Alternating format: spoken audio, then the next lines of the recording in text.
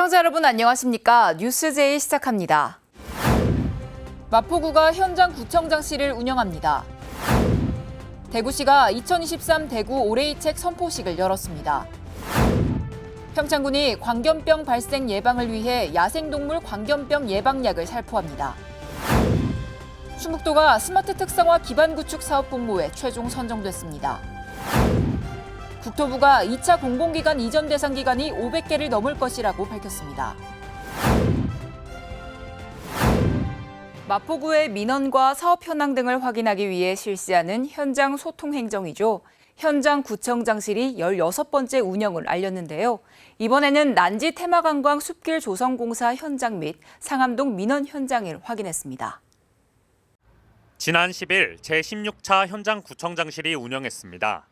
이날은 먼저 월드컵 북로의 한 구간을 방문했습니다. 이곳은 차량 정체로 인한 민원이 접수된 곳으로 현장을 검토하고 불편함을 해소하기 위한 방안을 모색하는 시간을 가졌습니다.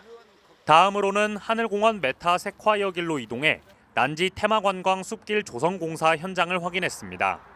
이 사업은 석산을 활용해 특화거리를 조성하는 것으로 관광객들을 위한 다양한 볼거리 제공을 위해 조성되고 있습니다. 이에 박강수 마포구청장은 추진 현황을 보고받고 직접 현장을 확인하는 시간을 가졌습니다. 구청장이 사업 추진 및 민원을 해소하기 위해 현장을 직접 확인하는 현장 구청장실은 이를 끝으로 성황리에 마무리됐습니다. 서울 월드컵 경기장에서 FC서울과 대구FC의 K리그 6라운드 경기가 진행됐는데요. 코로나19 이후 K리그 최다 관중 기록까지 달성했습니다. 지난 8일 서울 월드컵 경기장에서 FC서울과 대구FC의 하나원큐 K리그 6라운드 경기가 진행됐습니다. 이날 경기는 특히 인기 가수 이명웅 씨가 등장해 주목을 끌었습니다. FC서울 유니폼을 입은 이명웅 씨는 먼저 시축을 진행하며 강력한 왼발슛을 선보였고 하프타임 사이 공연을 펼쳤습니다. 이때 잔디 훼손을 막기 위해 축구화를 신고 공연을 선보이며 관중들에게 즐거움을 제공했습니다. 한편 이날 경기는 총 4만 5,007명의 관중이 들어섰고 유료 관중 집계를 실시한 이래 K리그 최다 관중이자 코로나19 이후 국내 프로스포츠 최다 관중 신기록 K리그 역대 최다 관중 14위를 기록했습니다. 이날 펼쳐진 화끈한 경기는 팬과 관중들이 뒷정리를 깔끔하게 하고 퇴장하며 아름다운 모습으로 마무리됐습니다. 광역시 소식입니다. 세계 책의 날을 맞아 대구시가 책 읽는 대구 문화 조성을 위해 2023 대구 올해의 책 선포식을 열었습니다. 대구 올해의 책 사업은 지난 2016년부터 추진해온 책 읽는 대구 문화 조성 캠페인으로 올해도 4차의 선정 과정을 거쳐 지난달 최종 10권의 도서를 선정했습니다. 지난 21일 열린 선포식에서는 사업 취지와 경과 보고 후 퍼포먼스와 연령별 선정 도서 소개가 이어졌고 북콘서트를 열어 작가와의 만남 시간도 가졌습니다. 2023 대구 올해의 책은 지역 내 공공도서관이나 작은 도서관, 시내 대형 서점 등에 전시 중이며 일부 서점에서 10% 현장 할인 혜택도 받을 수 있습니다. 대구시 소프트웨어 인재 양성의 교두보가 될 소프트웨어 산학캠퍼스 코드알파가 수성 알파시티 스마트시티 센터에 문을 열었습니다. 대구시와 과학기술정보통신부는 2022년부터 2026년까지 5년간 총 112억 원의 예산을 들여 지역산업 소프트웨어 인재 양성 기반 조성 사업을 추진할 계획입니다. 또 소프트웨어 산학캠퍼스 코드알파는 지역 소프트웨어 기업이 밀집한 수성 알파시티에 조성돼 소프트웨어 인재 양성을 위한 핵심 인프라를 제공할 예정입니다. 이번 사업은 소프트웨어 고급 인재 양성과 산학협력 소프트웨어 프로젝트 과제 지원, 인재들의 지역 정착으로 지역 기업의 경쟁력 강화와 지역 균형 발전에 크게 기여할 것으로 기대됩니다. 한국지능정보사회진흥원 데이터 통합혁신센터가 대구시에 문을 열었습니다. 센터는 한국지능정보사회진흥원 대구본원의 증축동으로 지상 3층 규모로 2020년 9월부터 설계에 들어가 2023년 1월에 완공됐습니다. 센터 내에는 데이터 활용을 지원하는 공간과 데이터 분석 체험, 교육을 위한 공간을 구성했고 AI 및 데이터 관련 부서인 지능데이터본부, 빅데이터 추진단, 공공데이터본부가 입주할 예정입니다. 한편 개소식에서는 대구시와 한국지능정보사회진흥원 간 지역 디지털 혁신 생태계 조성을 위한 업무 협약이 진행됐는데 이는 데이터 중심 도시로 나아가는 밑거름이 될 것으로 기대됩니다. 이어서 강원도 소식입니다. 평창군은 장애인의 날을 맞아 제43회 장애인의 날 기념 행사를 개최했습니다. 관내 장애인과 장애인 가족, 자원봉사자 등 500여 명이 참여한 가운데 지역 내 장애인과 비장애인이 함께하는 화합의 장을 마련하고 장애인에 대한 사회적 인식을 개선하고자 마련됐습니다. 장애인 인권 헌장 낭독과 장애인 복지 증진에 기여한 유공자들에게 표창 및 감사패를 전달하고 초청 가수 공연 및 마술쇼 등으로 다채로운 무대가 펼쳐졌습니다. 또한 행사장 외부에서는 참석자들을 대상으로 건강체험 및 홍보관이 열렸습니다. 혈압, 혈당 및 악력 측정을 통해 만성질환의 예방, 관리의 중요성과 근력 향상의 중요성을 집중 홍보했습니다. 군은 우리 지역 장애인분들이 차별 없이 동등한 기회를 가질 수 있는 사회를 만들어 나가기 위해 힘쓸 것이라며 장애인과 비장애인 모두가 함께 행복할 수 있도록 다양한 사업과 정책을 펼쳐나가겠다고 밝혔습니다. 평창군이 광견병 발생 예방을 위해 야생동물 광견병 미끼 예방약을 관내 산림 지역에 살포했습니다. 어분 반죽으로 이뤄진 미끼 예방약은 한 장소에 18개에서 20개씩 뿌려 너구리 등 야생동물이 찾아 먹을 수 있도록 하며 살포 후 30일이 지나도 동물이 섭취하지 않을 경우 수거됩니다. 반려동물과 산책할 때는 야생동물과 접촉하지 않도록 목줄을 채우고 물리거나 접촉할 경우에는 상처 부위를 비눗물로 씻어낸 뒤 즉시 병원에서 치료받아야 합니다. 또 사람이 미끼 예방약과 접촉할 경우 알레르기를 유발할 가능성이 있기 때문에 야외 활동 시 나무 밑이나 숲풀 속에 살포된 예방약을 발견했을 경우 접촉을 피하고 약을 치우는 일이 없도록 주의해야 합니다. 이어서 충청도 소식입니다. 김영환 충북도지사가 월드옥타 세계 대표자 대회 개회식에 참석했습니다. 김 지사는 이 자리에서 세계 각국의 한인 경제인 등을 대상으로 충북의 핵심 정책과 주요 산업에 대한 기조 강연을 진행했습니다. 김 지사는 기조 강연에서 충북은 국토의 중심에 있어 물류 이동이 쉽고 풍부한 공업 용수가 있어 투자하기 좋은 환경이라고 말했습니다. 이어 레이크파크 르네상스 프로젝트를 설명하고 도시농부 사업과 못난이 김치, 의료비 후불제 등 충북의 다양한 정책을 소개했습니다. 충북도가 스마트 특성화 기반 구축 사업 공모에 최종 선정됐습니다. 이번 공모에 선정된 사업은 2차 전지 소재 및 부품 제조 기반을 구축하기 위한 사업입니다. 주요 사업으로는 2차 전지 소재 및 부품 검증을 위한 고도화 장비 15종 구축 등이 있습니다. 김영환 충북도지사는 2차 전지 산업의 지속적인 성장 기틀을 마련하는 데 최선을 다할 것이라고 말했습니다. 이어 미국 인플레이션 감축법 등으로 인한 무역 장벽이 더욱 심화되고 있다면서 세계 기술 패권 경쟁에서 우위를 확보하기 위해 선도적으로 대응하고 지원할 계획이라고 밝혔습니다. 한편 진천구는 이번 공모 선정으로 태양광 디지털 O&M 플랫폼을 구축하게 됩니다. 태양광 디지털 O&M 플랫폼 구축은 공공 영역에서는 충북이 전국 최초로 시도하는 사업으로 태양광 분야의 기술 지원 체계를 고도화한다는 의미가 있습니다. 도 관계자는 전주기적 원스톱 지원 플랫폼 구축으로 신재생에너지 산업 경쟁력이 제고될 것으로 기대한다고 말했습니다.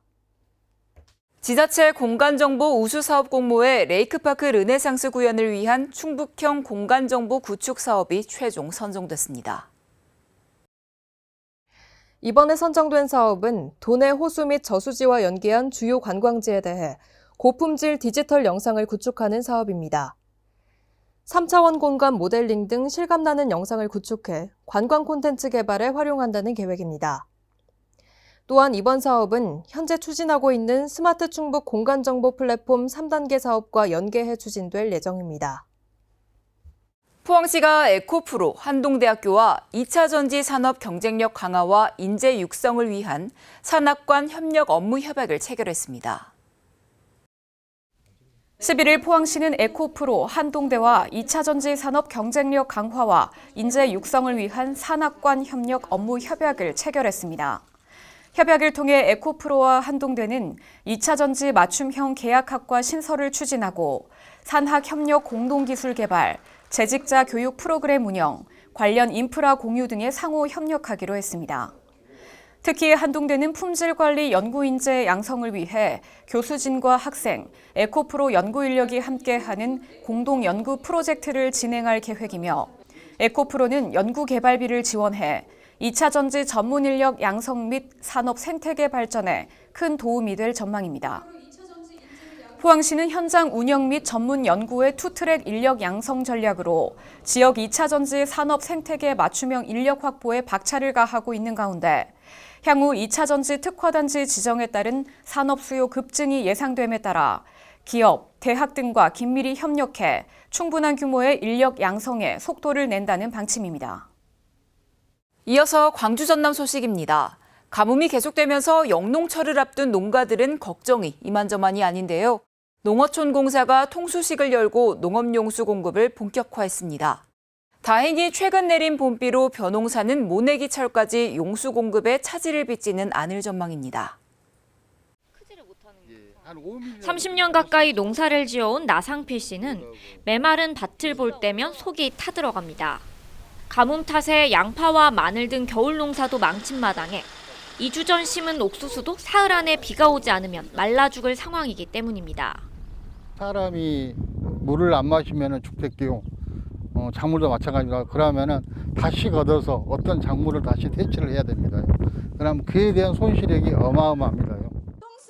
본격적인 영농철이 다가오자 농어촌공사가 통수식을 열고 농업용수 공급에 나섰습니다.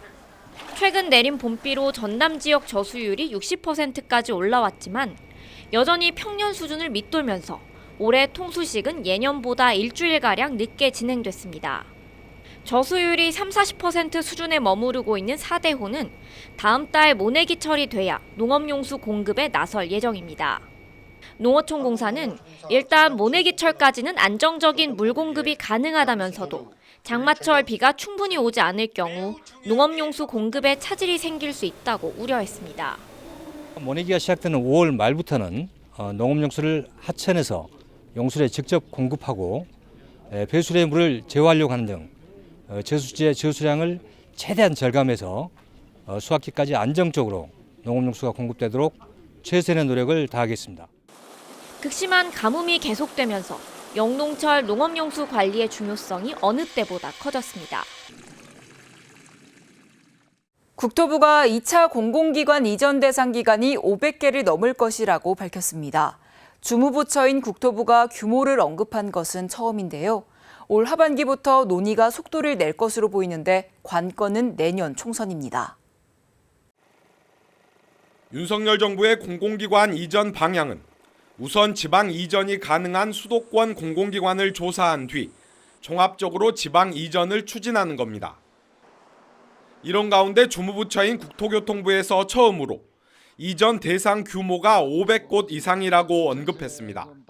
공공법의 공공기관 플러스 특별법에 의해 설립된 기관을 포함하고 있습니다. 그래서 특별법을 다 조사해야 되는데 제 생각에는 500개 이상 될 것 같습니다. 112개 기관이 전국 혁신도시로 배치된 1차 이전과 비교해 규모가 대폭 확대될 것이라는 전망이 나옵니다. 지난 1차 이전 당시에는 전국 10개 혁신도시에 공공기관이 집중 배치됐지만 2차 이전 방식을 두고는 다양한 의견이 나오고 있습니다. 우동기 국가균형발전회 위원장은 지난 2월 2차 이전은 혁신도시로의 이전을 원칙으로 하되 지역 간 갈등을 해소하기 위해 다양한 방안을 검토하게 될 것이라고 밝혔습니다.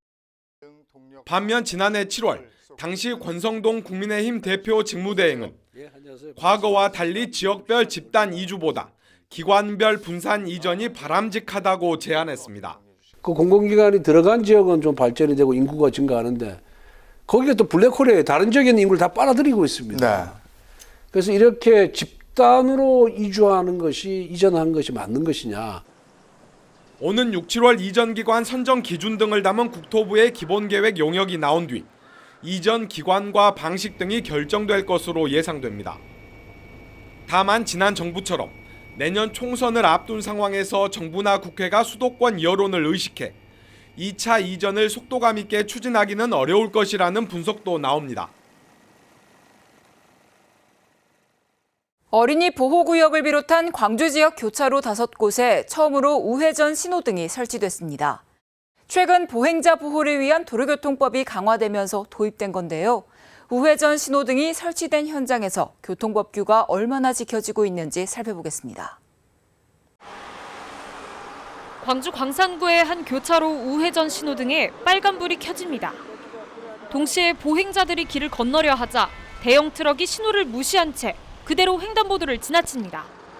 신호를 위반해 우회전하며 횡단보도를 슬금슬금 침범하는 얌체 승용차들도 많습니다.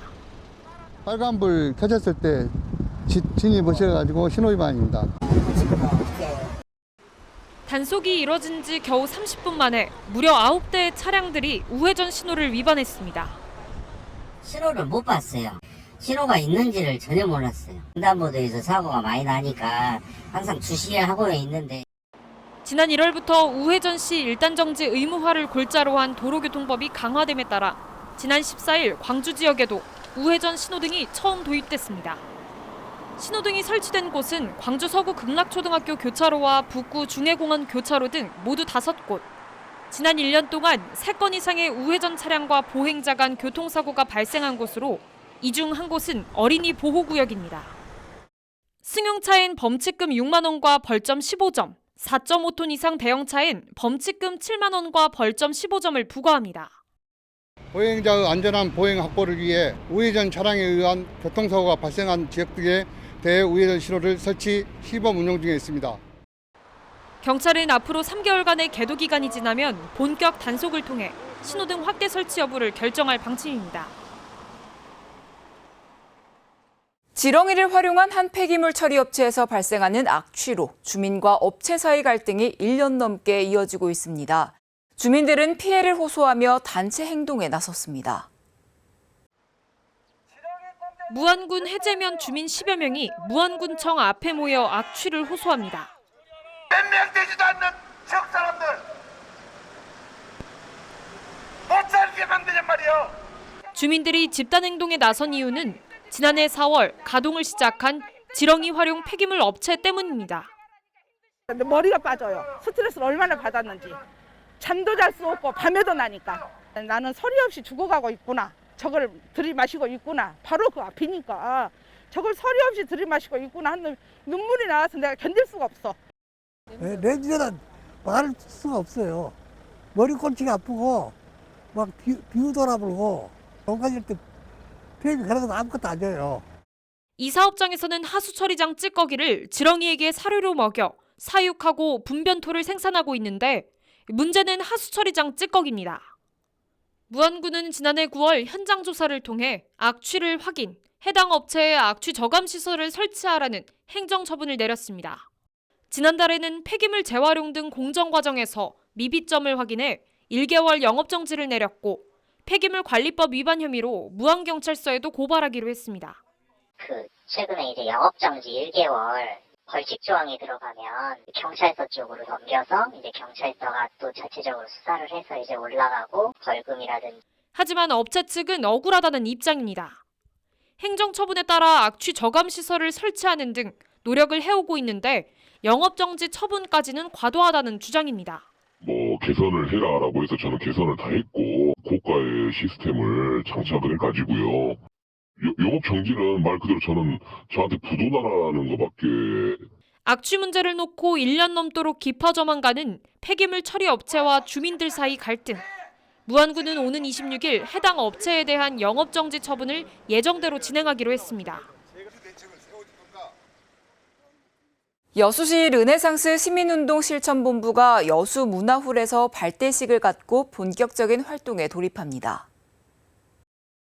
르네상스 시민운동 실천본부는 시민의 힘으로 여수시의 미래를 가꿔 나가기 위해 시민운동을 주도하는 사회단체 회원과 봉사자 등 27개 읍면동 실천본부 900여 명의 시민들로 구성됐습니다. 이날 발대식은 결의문 낭독과 실천기 전달, 시민운동 실천 다짐 퍼포먼스 등의 순으로 진행돼 성공 결의를 다지는 시간을 가졌습니다.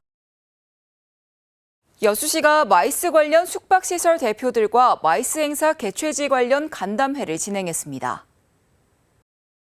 이번 간담회는 여수시 마이스 산업 활성화를 위한 추진 방향을 주제로 마이스 관련 숙박시설 대표 12명이 참석했습니다. 여수시 마이스 현황을 공유하고 효과적인 마이스 유치 전략을 집중 논의하는 등 여수시가 최적의 마이스 행사 개최지로 자리매김할 수 있도록 상호협력 체계를 구축하는 시간을 가졌습니다. 특별자치도 소식입니다. 제57회 제주특별자치도민 체육대회 개회식이 도민과 선수단 등 총 10,000여 명이 함께한 가운데 도민의 동참과 환호로 도민체전의 새로운 시작을 힘차게 선포했습니다. 제57회 도민체전 개회식이 새로운 시작 그리고 위대한 도전을 주제로 21일 한림종합운동장에서 개최됐습니다. 제주도 체육회와 제주도 장애인 체육회가 주최하고 제주시 등이 주관한 올해 도민체전은 즐거운 체육, 건강한 도민, 최고의 제주라는 슬로건으로 진행됐습니다. 개회식은 식전 행사를 시작으로 선수단 소개, 개회 선언, 대회기 개양, 대표 선서 등의 순으로 이어졌습니다. 이날 오영훈 지사는 대형 전광판에 선보인 메타버스 가상 공간에 오영훈 아바타와 함께 등장해 도민체전 개막을 축하하고 참가 선수단의 건승을 기원했습니다. 한편 올해는 총 50개 종목에 13,000여 명의 선수들이 참여해 도내 72개 경기장에서 우승을 향한 열띤 경쟁을 펼쳤습니다. 제주도가 차별은 없이 기회는 같이 행복은 높이라는 주제로 제43회 장애인의 날 기념식을 진행했습니다. 제43회 장애인의 날 기념식이 제주도에서 열렸습니다. 이날 기념식은 식전 축하 공연을 시작으로 장애인 인권 헌장 낭독, 유공자 표창 순으로 진행됐으며 장애인 생산품 홍보, 장애인 직업 재활 상담, 장애인 예술품 전시 등의 부대 행사도 마련됐습니다. 기념식에 참석한 오영훈 지사는 모두 자신에게 어울리는 방법으로 각자의 속도로 살아가므로 다수와 다르다는 것이 차별의 근거가 될 수 없다면서 장애인의 날을 맞아 잘못된 선입견으로 상대방을 불편하게 대한 적은 없는지 다시 한번 생각해봐야 한다고 강조했습니다. 한편 제주도는 장애인의 건강하고 행복한 삶의 질 향상을 위해 올해도 다양한 사업을 추진하고 있습니다. 춘천 레고랜드가 전 세계 레고랜드 중 처음으로 야간 개장을 합니다. 야간 개장은 10월 29일까지 금, 토일과 공휴일 밤 9시까지 운영되는데요. 야간 개장 시즌에는 K-팝 음악에 따라 춤을 배우는 가족형 댄스 공연과 불꽃놀이, 또 먹거리존 등 다채로운 이벤트가 진행됩니다. 뉴스 마칩니다. 함께해 주신 여러분 고맙습니다.